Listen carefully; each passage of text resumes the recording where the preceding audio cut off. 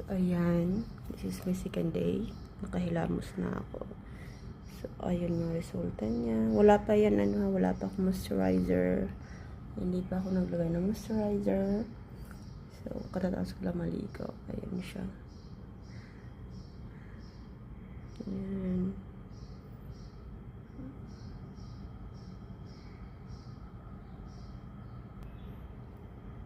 Ayan siya. Nakapaglagay na ako ng moisturizer. Ayan na.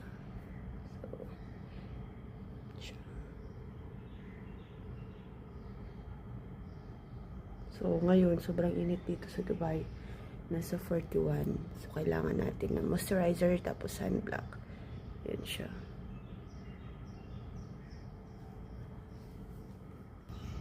Yan. Nakapaglagay na tayo ng sunblock. So, yan siya. Kailangan